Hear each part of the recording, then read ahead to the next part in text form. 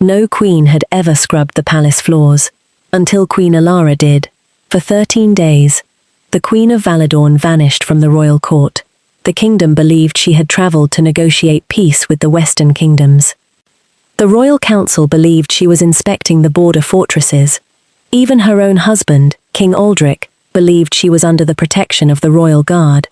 Every one of them had been deceived, because the queen had ordered the deception herself. While the nobles argued over taxes, while generals debated wars, while ministers competed for influence, Queen Elara tied a plain linen apron around her waist, covered her golden hair beneath a faded servant's bonnet, removed every jewel that marked her as royalty, and answered to a different name, Mara, the newest palace maid, invisible, forgettable, exactly as she intended. She had ruled beside the king for 8 years, long enough to learn one truth. Kings heard speeches, queens heard promises, but servants heard the truth. The palace had changed during the past year. Coins disappeared from the treasury. Royal messages arrived already opened. Trusted guards resigned without explanation. Faithful servants vanished overnight. Whenever Elara asked questions, someone always had an answer. A reasonable answer. A believable answer. Too believable. It was as though someone had prepared explanations before anyone even noticed something was wrong. The king trusted his council. He believed loyalty built over decades could not simply disappear. Elara wanted to believe it too. But every instinct she possessed whispered the same warning. Someone inside the palace was preparing for something. Something terrible. So she made the only decision no ruler had ever dared make. She became invisible. On her first morning as a maid, nobody looked at her twice. The steward handed her a bucket, a brush, and a list of corridors that needed cleaning. He never imagined he was giving orders to his queen. Elara kept her eyes lowered. She listened. Within an hour she learned more than the council had told her in 6 months. Servants whispered while polishing silver. Guards complained while changing shifts. Cooks exchanged rumors while preparing supper. Everyone talked, because no one ever noticed the maid. Days passed. She cleaned chambers, lit fireplaces, carried laundry, served wine. Each day another piece of the puzzle appeared. A captain accepting heavy purses of gold. A royal messenger replacing sealed letters. A minister holding midnight meetings with strangers, whose faces remained hidden beneath black cloaks. Every clue pointed toward the royal council, yet none of them were foolish enough to speak openly. Until the 13th night. Rain hammered against the palace windows. Most servants had retired. The corridors were nearly empty. Elara carried a tray of fresh candles toward the council chamber. As she approached, she heard voices. The chamber door was not fully closed. She slowed her steps. One sentence drifted into the hallway. The king dies tomorrow night. Her heart stopped. Another voice answered quietly. And the queen? A soft laugh echoed inside the room. She is exactly where we need her. The men inside believed the queen was hundreds of miles away. None of them realized. She stood only a few feet outside the door, dressed as the maid who had been serving their wine all week. Elara carefully lowered the tray onto the floor. Not a single candle made a sound. She moved closer. Every word mattered now. Every heartbeat could decide whether the kingdom survived. Then another voice spoke. One she recognized instantly. It belonged to the king's oldest friend. The man who had stood beside him since childhood. The man the king trusted more than anyone alive. Elara felt every certainty she possessed begin to crumble. Because if that voice truly belonged to the man she believed, then the greatest betrayal in the kingdom had begun inside the throne room itself. If you have ever discovered that the people you trusted most were the ones hiding the darkest secrets, this story is for you. Welcome to Aurora Cinema Fiction. Stay with us. If this story moves you, please subscribe, like, and share. It means everything to this channel. Queen Elara had not always doubted the palace. For years she believed what every new queen was taught to believe, that loyalty could be measured by titles, that noble blood produced noble hearts, that men who had served the crown for decades would never betray it. She had been wrong before. She refused to be wrong again. It had begun almost a year earlier. A farmer from the southern province had somehow reached the palace during the annual harvest audience. Every autumn, the royal family opened the great hall to ordinary citizens. For one day, anyone could bring petitions directly to the throne. Most asked for smaller taxes, better roads, protection from wolves. Nothing unusual. The farmer was different. He stood before King Aldrich wearing patched clothes, stained with dirt from the fields. His hands shook. Not from fear. From anger. "My king," he said quietly, "we paid the grain tax twice this season." The king's brow furrowed. "Twice?" The farmer nodded. "The first collectors came in spring. The second arrived in autumn carrying royal orders bearing your seal." King Aldrich looked toward the chancellor. The elderly minister immediately stepped forward. "There must be some misunderstanding." He smiled kindly at the farmer. No second collection was ever authorized. The farmer reached inside his coat. "I brought the order." The parchment carried the royal seal. Perfect. Every mark, every signature. Everything appeared genuine. The chancellor examined it for only a moment, then sighed. "A forgery." The farmer stared at him. "It cannot be." "It is," the chancellor replied gently. "Someone has deceived you." The king apologized. The farmer received compensation from the treasury. The matter appeared settled. Everyone moved on. Everyone. Except Queen Elara. That night, she asked to see the document again. She studied the seal. The handwriting. The ink. Everything looked authentic. Too authentic.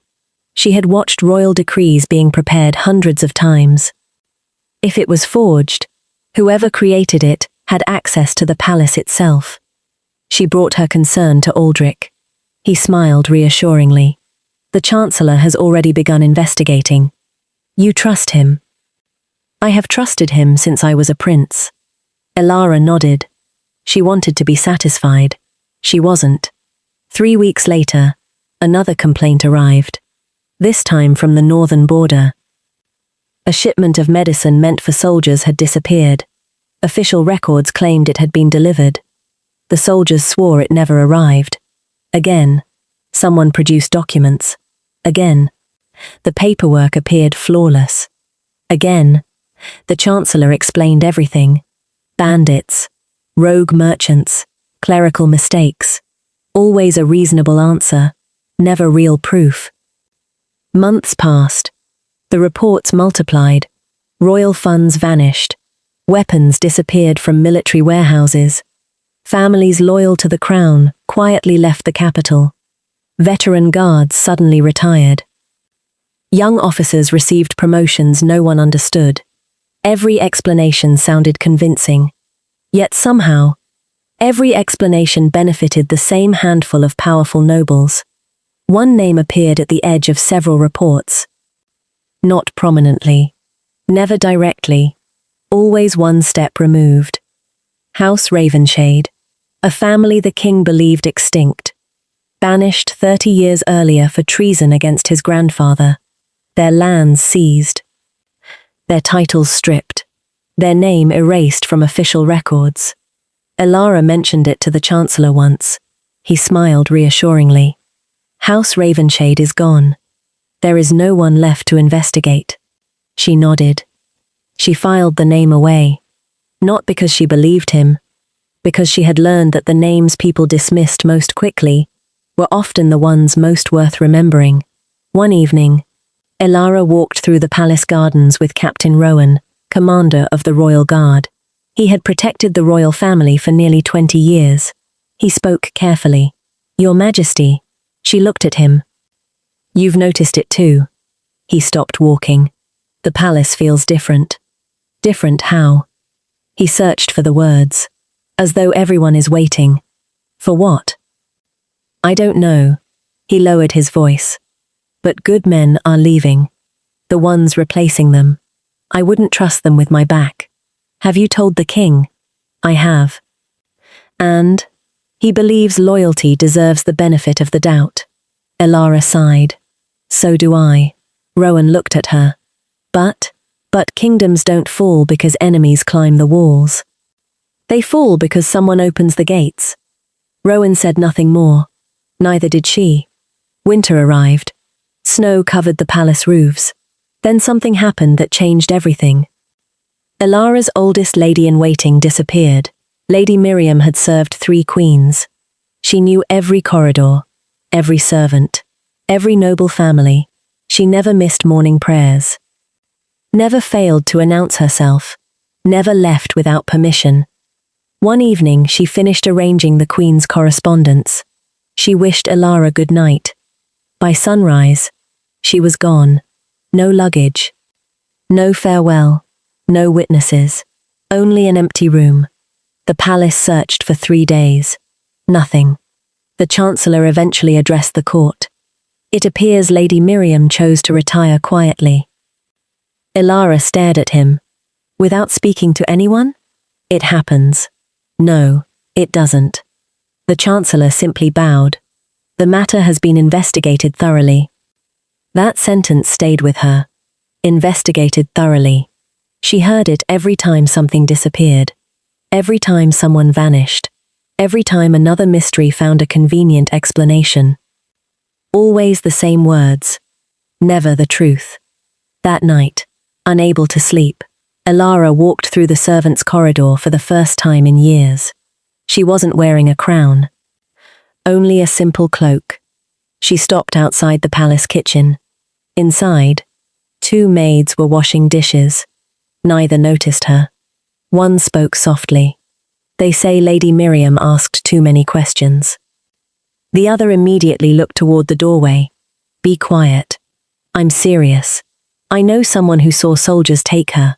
Stop talking. They're listening everywhere. Silence. Elara stood frozen. Those women believed something entirely different from what the Royal Council had announced. The next morning, she ordered a quiet investigation. Not through the council. Not through the ministers. Only through people she trusted completely. Captain Rowan, her personal secretary, and herself. 3 weeks later, Rowan returned with almost nothing. Not because he had failed. Because every trail ended inside the palace. Every witness became frightened. Every record disappeared.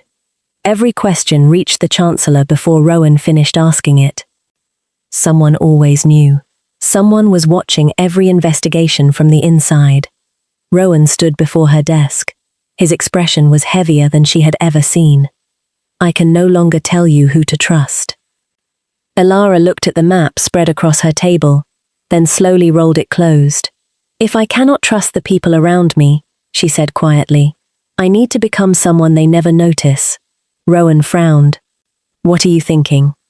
Elara looked toward the palace window, where servants crossed the courtyard, carrying baskets of laundry. They never stopped talking around servants.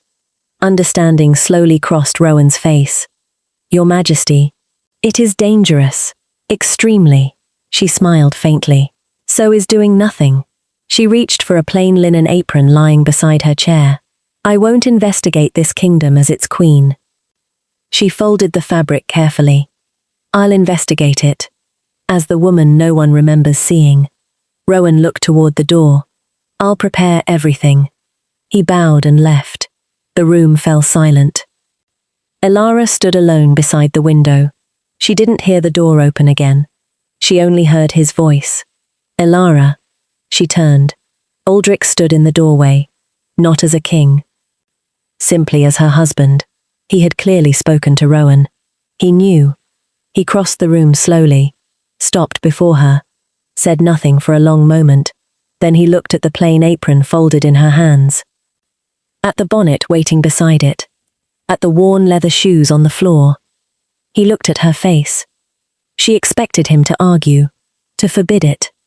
To remind her it was dangerous. Instead, he simply said, Come back to me. 3 words. No command. No lecture. Just the quietest kind of fear. The kind that only exists between 2 people who cannot imagine the world without each other. Elara reached up and placed her hand against his cheek. I will. He covered her hand with his. Neither of them spoke again. Some goodbyes don't need more than that. Captain Rowan stood motionless. An unsigned note rested between them. He had delivered it before sunrise. No seal. No handwriting she recognized, only neat block letters carefully disguised. If you become a maid, do not trust the master of the household. He already knows you're coming. The words were too precise. Rowan finally broke the silence. Only 3 people knew your plan. You, my secretary, and me. Elara nodded. Then either someone betrayed us, or someone is watching even more closely than we imagined. She picked up the note once more. Whoever had written it did not want to be identified. But they wanted one thing very badly. For the Queen to stay alive. 2 nights later, Queen Elara disappeared. Officially, she had departed the capital, under heavy escort, to inspect the western fortresses. Hundreds watched the royal carriage leave the palace gates. No one noticed that the Queen inside wore a veil so thick no face could be seen. Because there was no Queen inside, only one of her ladies-in-waiting. The real Queen slipped through the servants' entrance before dawn. She carried 1 small satchel, 3 plain dresses, 2 aprons, a pair of worn leather shoes. Nothing else. She became Mara again. A different disguise. The same invisible woman. The master of the household barely looked at her. His name was Osric, a broad man in his 60s whose entire life revolved around schedules. You're late. I arrived before sunrise. You should have arrived before the people who arrived before sunrise. He handed her a broom. West corridor. Then, without waiting. Kitchen after that, and don't speak unless spoken to. Elara bowed her head. Yes, sir. Osric was already shouting at someone else. She smiled to herself. If he truly knew who she was. He hid it well. The first lesson came before breakfast. Servants were invisible. A duke walked directly past her. His shoulder struck hers. Not hard. Just enough to force her aside. He never apologized. Never even looked down. To him, she wasn't a person. She was furniture. By midday, she had cleaned 4 corridors, polished 2 staircases, delivered breakfast trays, and learned something astonishing. The palace servants knew everything. Not because they asked, because nobody stopped talking around them. One maid whispered while changing bed linens. Lady Selene cried again last night. Why? Her husband lost another shipment. Another servant shook her head. No, he didn't lose it. He sold it. Neither noticed Mara listening. Later, in the royal library, Elara dusted bookshelves while 2 council members argued nearby. The king wants another audit. Let him have one. He'll find nothing. Exactly. One chuckled. The other smiled. They continued walking. Elara froze. Find nothing. Why would anyone sound relieved about an audit? She committed every word to memory. By evening, her feet ached. Her hands were raw. She had never worked so physically in her life. An elderly maid noticed. You'll blister if you grip the brush that tightly. Elara looked up. The woman smiled kindly. She looked to be nearly 70. Thin, grey-haired, gentle eyes. My name is Agnes. Mara. I know. Agnes glanced around before lowering her voice. You're not really here because you needed work. Elara's pulse quickened. What makes you say that? You ask questions with your eyes. She chuckled softly. People born poor stop asking those questions very young. Agnes was observant. Very observant. Over the following days, Agnes quietly became her guide. She explained which corridors nobles preferred, which guards could be trusted, which kitchens overheard the best conversations. She also taught Elara something unexpected. Never walk too quickly. Elara frowned. Why? Fast servants are remembered, slow servants are ignored, and forgotten people hear everything. It was one of the wisest lessons Elara had ever received. On the 6th day, Agnes stopped suddenly outside the eastern staircase. She gently caught Elara's wrist. Not that way. Why? The Chancellor is upstairs. So, Agnes's face lost all warmth. He notices servants. Isn't that good? No. The old woman looked directly into her eyes. People he notices. Don't stay servants for long. Before Elara could ask another question, a scream echoed from somewhere inside the palace. Servants dropped what they were carrying. Guards rushed toward the sound. Moments later, news spread. A young stable boy had fallen from the northern tower. Dead. The official explanation came quickly. An accident. Agnes whispered only 3 words. He couldn't read. Elara looked at her. What? He couldn't read. So why was he cleaning the record room? Elara's stomach tightened. Stable boys never entered the record archives. Never. Someone had placed him there, or wanted everyone to believe they had. That night, Elara quietly left the servants' quarters. The palace corridors were nearly empty. She reached the northern tower. The room had already been cleaned. Too clean. No broken furniture. No scattered papers. Only silence. Then, she heard footsteps. She slipped behind a stone pillar. 2 men entered carrying a heavy wooden chest. One carried a lantern. The other spoke quietly. Take it below. No one can ever find these records. Elara held her breath. Why hide records? The men lifted a loose stone in the floor. Beneath it, a narrow staircase disappeared into darkness. A hidden passage. One she had never seen on any palace map. The 2 men disappeared below. The stone closed behind them. Elara waited. Her heart pounded. The palace had secrets even the queen had never known. And somewhere beneath her own home, someone was hiding the truth. Keep watching. The best part is coming. Elara did not move for a long time. Then a voice behind her spoke quietly. You should have stayed away from that passage. She froze. Your Majesty.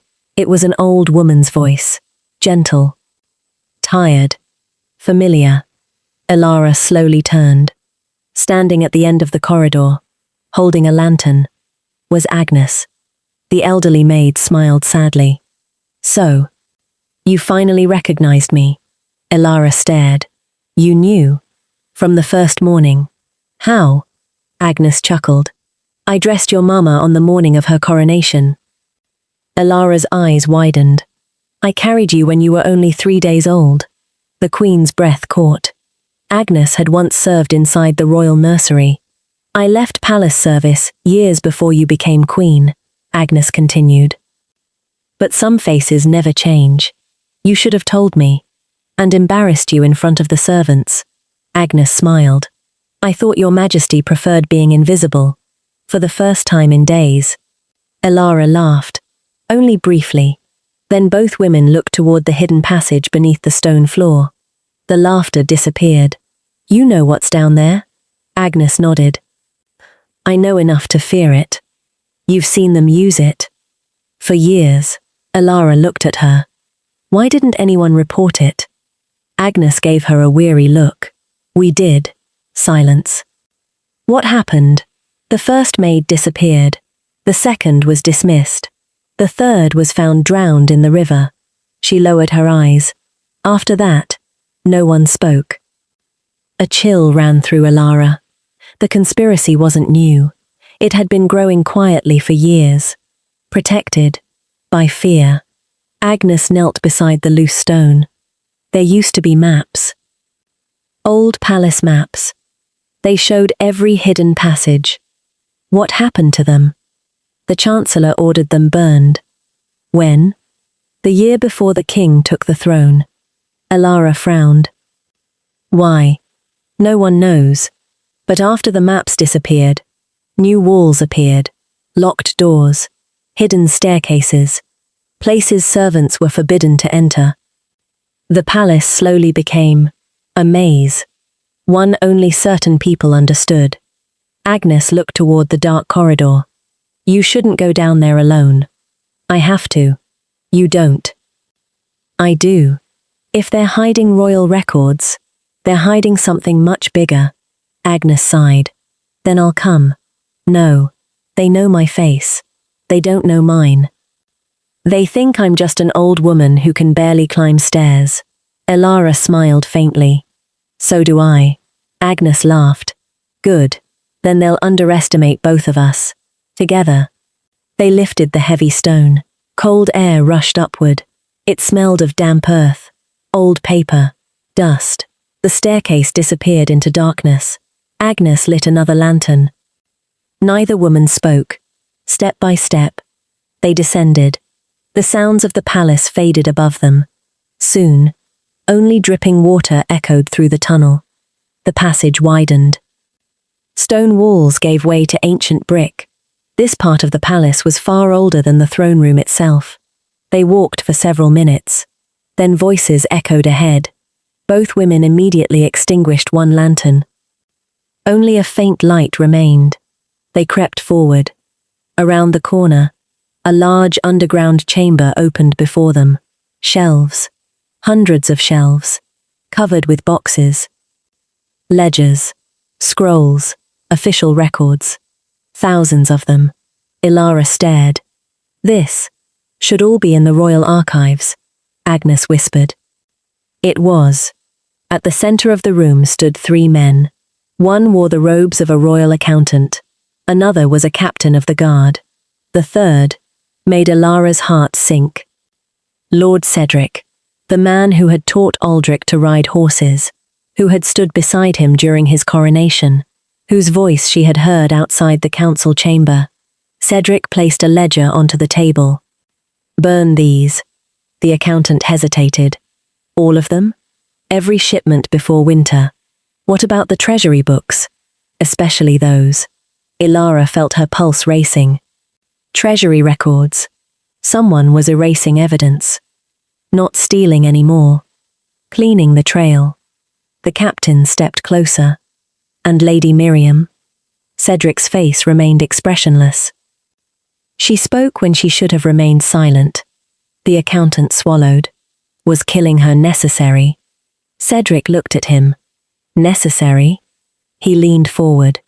If one servant costs us the kingdom, then yes. Elara's hands tightened. Lady Miriam hadn't retired. She had been murdered. Agnes quietly covered her mouth. Tears filled the old woman's eyes. Cedric continued. The stable boy? The captain nodded. He found the records. And now, he won't speak again. Cedric smiled without warmth. Good.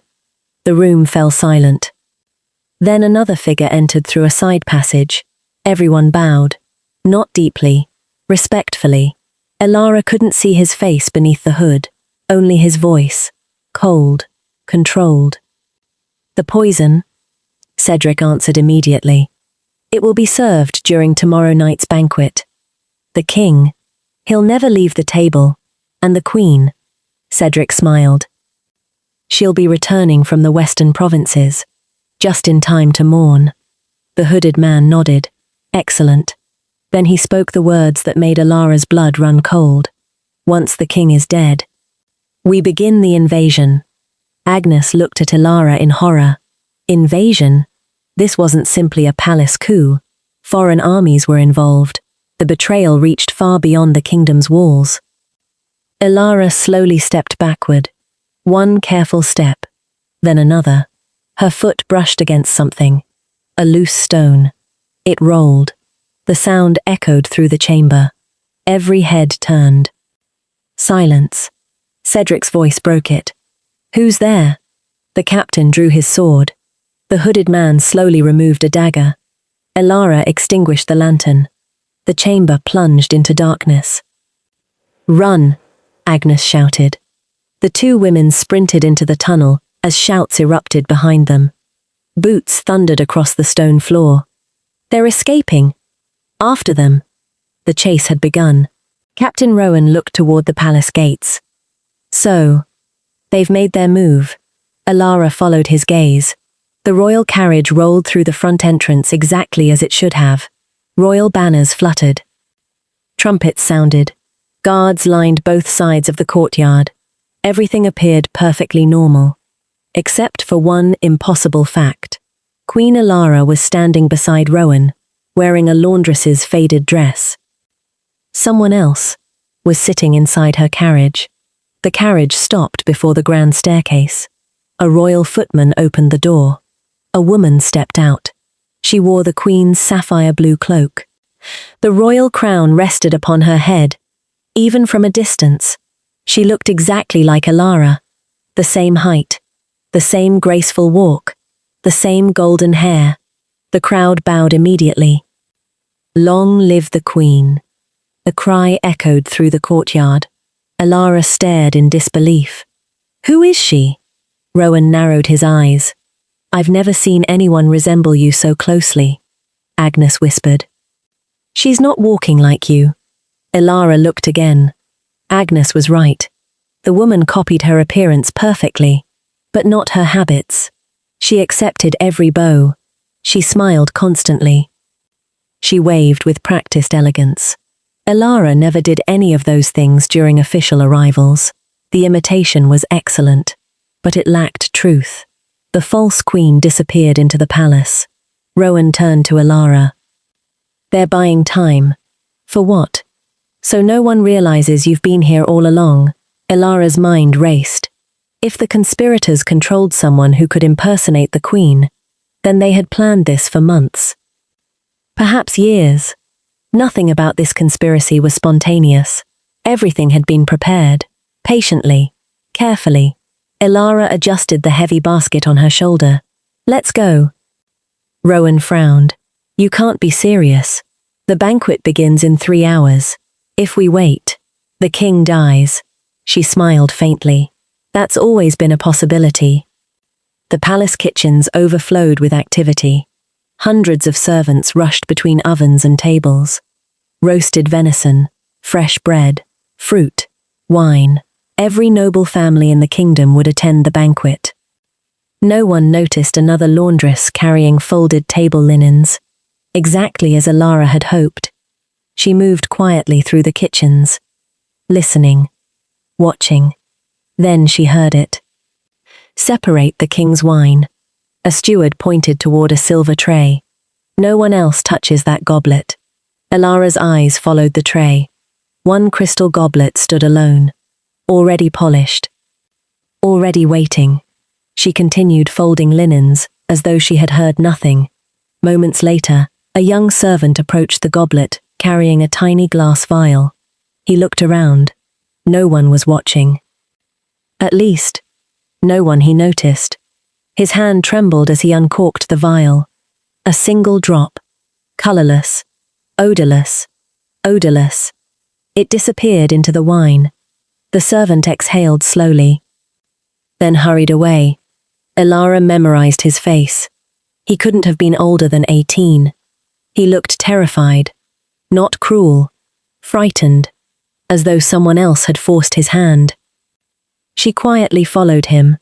He left the kitchens through the eastern corridor, down a staircase, across the servants' courtyard. Finally, he entered a small storage room. Before he could close the door, Elara slipped inside. The boy spun around in panic. Who are you? A laundress. I don't know you. No, you don't. He reached for the door. Elara blocked it.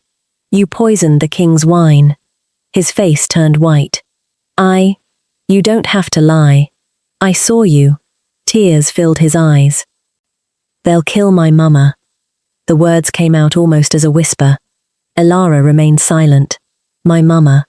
My little sister. They have them. They said if I refused, they'd die. He collapsed onto a wooden crate. I didn't want to. I swear. Elara believed him. Fear had driven him. Not hatred. What are their names? My mama is Helena. My sister is Rose. Where are they? I don't know. They took them 2 weeks ago. They only send messages. Elara placed a gentle hand on his shoulder. Look at me. He slowly raised his head. My name isn't Mara. Confusion crossed his face. Then understanding. His eyes widened. He immediately fell to one knee. Your Majesty. She quickly raised him. No, not here. You've done one wrong thing, but you still have the chance to do one right thing. He nodded desperately. Anything. Who gave you the poison? He hesitated, then whispered one name. Lord Cedric. Elara's heart sank. Cedric wasn't merely organizing the conspiracy. He was personally overseeing the assassination. She reached into her apron. From a small pouch, she removed a tiny bottle, a harmless herbal extract prepared years earlier by the palace physician. She poured it into another vial identical to the first. You'll replace the poison. The boy stared. They'll notice. No, they're watching your fear, not your hands. He swallowed hard, then nodded. I can do it. I know. As he reached for the door, it suddenly opened. Lord Cedric stood outside. Neither man spoke. Cedric's eyes slowly shifted from the terrified servant to the unfamiliar laundress. His expression didn't change, but his voice did. Cold, measured. I don't believe we've met. Elara lowered her eyes exactly as a servant should. No, my lord. Cedric studied her face for several long seconds, then smiled, a smile that held no warmth. Interesting. He stepped aside. You may go. The young servant hurried away. Cedric remained standing in the doorway, looking directly at Elara. I've discovered something about palace servants. She said nothing. The dangerous ones. Always ask too many questions. Silence settled between them. Then Cedric quietly closed the door behind him. They were alone. He reached into his coat. Not for a weapon, for a folded portrait. He placed it on the table. It was a painting of Queen Elara. Then he looked at the laundress and said, I've been looking for you, Your Majesty. Cedric placed the portrait carefully on the table. He looked from the painting to the woman standing before him, then back again. I've been looking for you, Your Majesty. The room went completely still. Elara did not move. She did not deny it. She simply asked, When did you know? Cedric smiled faintly. Not immediately. You played the servant well. Too well. He walked slowly around the room. But real servants become invisible because no one expects anything from them. You became invisible because you expected everyone to underestimate you. He stopped. That's the difference. Elara met his eyes. You've underestimated them. The servants? They've seen everything. They always have. Cedric laughed. They've seen. But no one listens to servants. Not even kings. He stepped closer. You know, I used to admire you. You were intelligent, patient, careful. He sighed.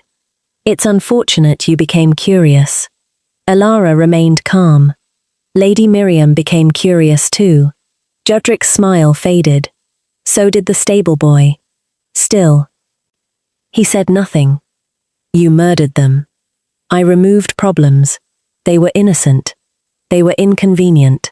The words were spoken so casually. They chilled the room. Elara understood something in that moment. Cedric did not believe himself evil. He believed himself necessary. Those were always the most dangerous people. You've planned this for years. Cedric nodded. 22. Elara's expression hardened. So it was never about the throne. No, it was about control. The king was simply standing where I intended to rule. And the foreign armies? They're waiting. They cross the border tomorrow. By then, the kingdom will already belong to me. He smiled. They'll arrive as invited guests. Elara looked at him carefully. You're not the one giving the orders. Cedric raised an eyebrow. The man beneath the hood. You weren't leading this. You were following. Silence. Cedric hesitated, only for a heartbeat, but Elara saw it. She smiled. So there is someone above you. Cedric's eyes narrowed. Be careful. No. You be careful. She stepped toward him. You've spent 22 years believing you controlled everything. But even now, you're obeying someone else's command. Cedric's jaw tightened. He reached beneath his cloak. He drew a dagger. At that exact moment, the storage room door burst open. Captain Rowan entered with 4 loyal guards. Swords down, Cedric reacted instantly. He threw a sack of flour into the air. White powder exploded across the room. Visibility vanished. Someone shouted. Steel clashed. A lantern crashed onto the floor. Darkness swallowed everything. When the dust finally settled, Cedric was gone. Only the dagger remained, embedded in the wooden wall. Rowan cursed quietly. He escaped through another passage. Elara looked at the hidden door, swinging gently behind the shelves. He's heading for the banquet. She looked toward the palace clock. 1 hour remained. The great hall glittered with candlelight. Hundreds of nobles filled the long tables. Music echoed beneath the vaulted ceiling. King Aldric welcomed ambassadors from across the kingdom. Near him sat the false queen, still wearing Elara's crown, still fooling almost everyone. The poisoned goblet rested beside the king's plate, waiting, hidden among the servants. The young kitchen boy caught Elara's eye. Almost imperceptibly, he nodded. The poison had been replaced. One danger removed. Many remained. Then, the chamber doors opened. Lord Cedric entered, perfectly composed. He bowed before the king. My apologies for my delay. King Aldric smiled. No apology is necessary, old friend. Old friend. The words struck Elara like a knife. Aldric still had no idea. Cedric took his seat. Then, something unexpected happened. A royal herald entered hurriedly. He carried a sealed message.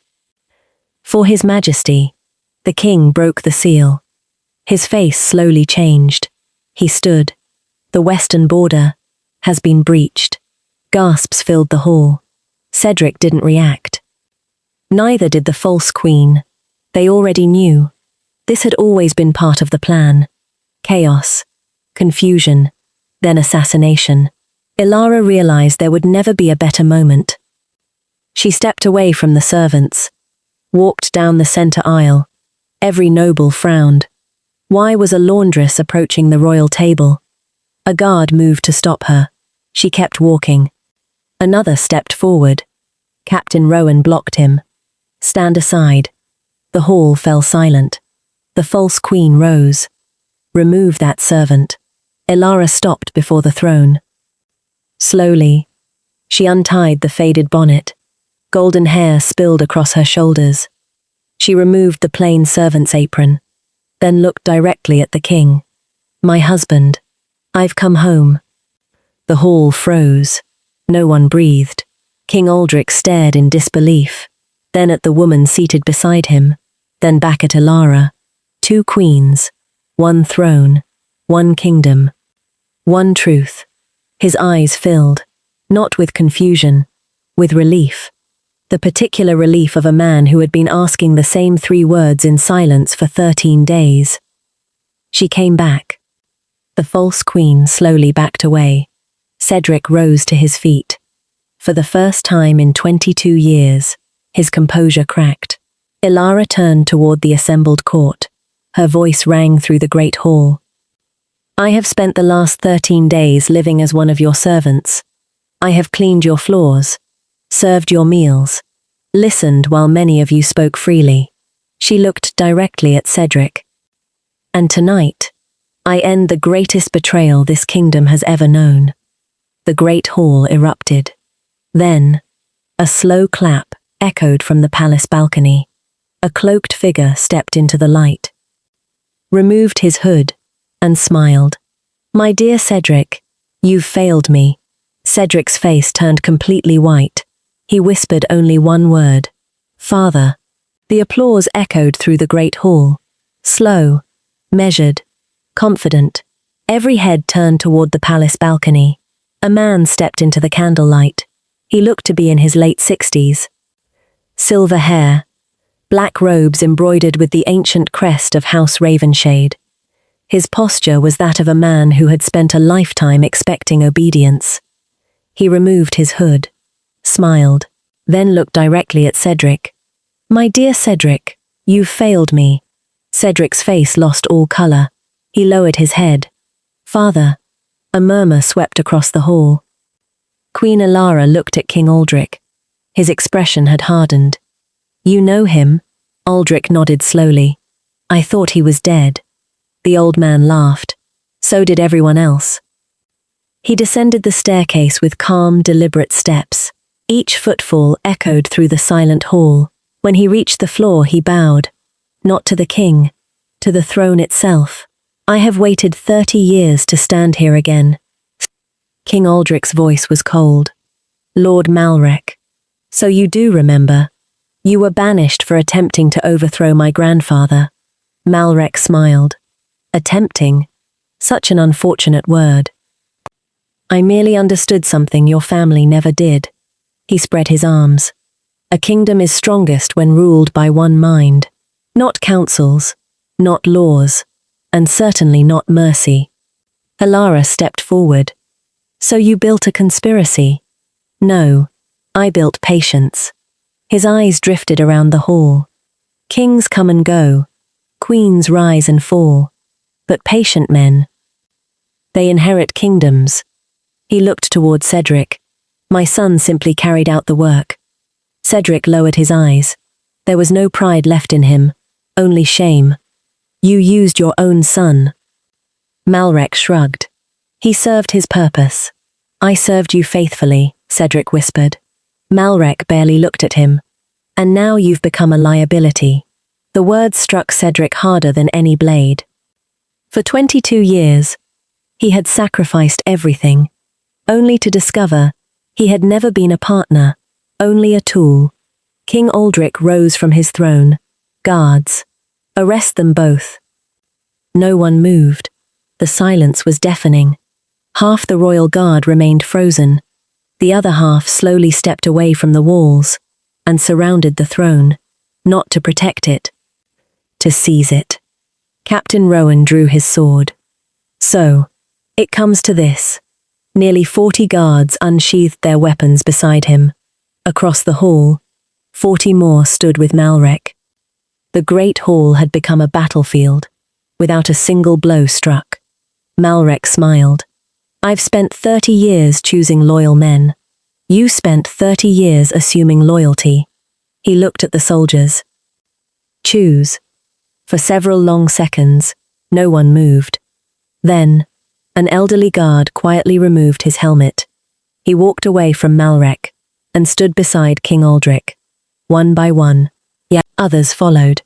Not all, but enough. Captain Rowan smiled faintly. They remembered their oath. Malrek's smile faded. He had expected fear. Instead, he found honor. Realizing the moment was slipping away, Malrek reached beneath his cloak. Steel flashed. Not toward the king, toward Elara. Cedric reacted before anyone else. No, he threw himself between them. The dagger struck Cedric high in the shoulder. He staggered backward. Blood stained his robes. Malrek stared in disbelief. You? Cedric fell to one knee. I won't help you anymore. The old man showed emotion. Not grief, disgust. You disappoint me. Captain Rowan didn't hesitate. Now, the loyal guards charged. Steel clashed. The great hall erupted. Within moments, Malrek found himself surrounded. He looked toward the palace doors. Closed. Toward the windows. Blocked. Toward Cedric, his own son, still kneeling, still refusing to move. There would be no escape. King Aldric stepped forward. It's over. Malrek laughed quietly. No. He looked around the hall. It never ends. Another ambitious man will come. Another kingdom will fall. You cannot imprison ambition, Elara answered calmly. No, but we can imprison those who choose betrayal. Captain Rowan placed iron shackles around Malrek's wrists.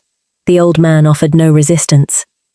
His plan, his 30-year conspiracy, had ended, not because of armies, not because of spies, but because one queen had been willing to become a maid.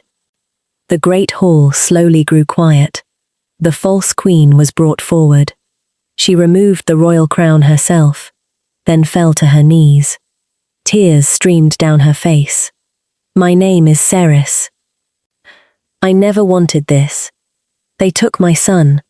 They said if I refused, they would kill him. Elara looked at her. The same fear, the same desperation. Just like the young kitchen servant, Malrek had never relied on loyalty. He relied on fear. That was how he had controlled people for decades, not by making them believe, by making them afraid. Elara gently lifted the crown from Ceres's trembling hands. Where is your son? Ceres whispered. I don't know. Elara looked at Captain Rowan. Find every prisoner, every servant, every family taken to force obedience. No one is left behind. Rowan bowed. At once, Your Majesty. Cedric struggled to his feet. He looked at King Aldric, then at Elara. I cannot ask for forgiveness. No, Elara replied softly. You cannot. He nodded. But, perhaps I can finally tell the truth. He slowly reached inside his robe. Every guard tensed.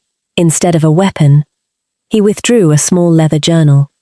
He handed it to the queen. Everything. Every name. Every payment. Every murder. Every letter. I recorded them all. Elara accepted the journal. She looked at him. Why? Cedric closed his eyes.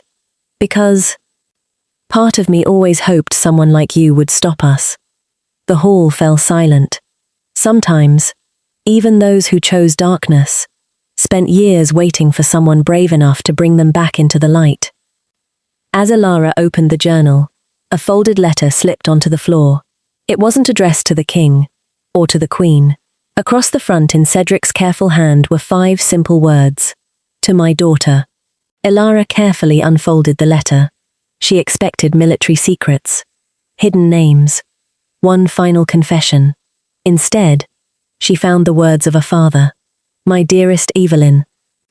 If you are reading this, then I have failed, not as a servant of the crown, but as your father. I convinced myself I was building a better kingdom. Each compromise became easier than the last. Each lie demanded another. Until one day, I could no longer remember where loyalty ended and ambition began. If there is one thing I pray you never inherit from me, it is the belief that the end justifies the means. Because that belief destroys the man long before it destroys the kingdom. If I cannot ask your forgiveness, then I ask only this. Live honestly. It is harder, but it lets you sleep. Your father. No one spoke. Not even Cedric. Tears ran silently down his face. I wrote it. The night Lady Miriam died. I realized then, I had become the very man I once swore to stop. Elara carefully folded the letter. She handed it back. You should deliver this yourself. Cedric looked at her in disbelief. If she'll see me. That choice belongs to her. He nodded. For the first time in many years, hope replaced fear in his eyes. Captain Rowan returned before sunset. The prisoners have been found. The great hall stirred. Alive. All of them. Every servant, every guard, every family used for blackmail. The young kitchen servant fell to his knees. My mama. Rowan smiled, waiting outside. The boy burst into tears. He ran from the hall. Moments later, everyone heard a woman crying with joy. Even the hardened guards smiled. Ceres, the woman forced to impersonate the queen, collapsed in relief when she learned her son had also been rescued. Malrek had ruled through fear. Now, fear had lost. Over the following weeks, every record hidden beneath the palace was returned to the royal archives. Every stolen coin was accounted for. Every forged decree was destroyed. Families falsely accused of crimes were publicly cleared. The names of Lady Miriam, the stable boy, and every innocent victim were carved into a white marble memorial overlooking the palace gardens, so they would never again be forgotten. Lord Malrek was tried before the entire kingdom. The evidence was overwhelming. He expected execution. Instead, Queen Elara stood before the court and said, "Death ends responsibility. You will live. You will watch this kingdom become everything your ambition could never build." He was stripped of every title, every estate, every privilege, and exiled for the remainder of his life. Alone, without power, without followers, without a name that carried any weight. For a man who had lived only to control others, it was a punishment far greater than death. Cedric accepted responsibility for every crime he had committed. He never asked for mercy. He never defended himself. The court sentenced him to spend the rest of his life rebuilding the villages that had suffered because of the conspiracy. He accepted without complaint. Every bridge, every school, every hospital, every home destroyed by corruption. He helped rebuild with his own hands, not because it erased his past. Nothing could, but because doing what was right was finally more important than protecting himself. 1 month later, King Aldrich stood before the assembled court. He removed the royal seal from around his neck, then placed it in Elara's hands. The nobles watched in confusion. The queen saved this kingdom.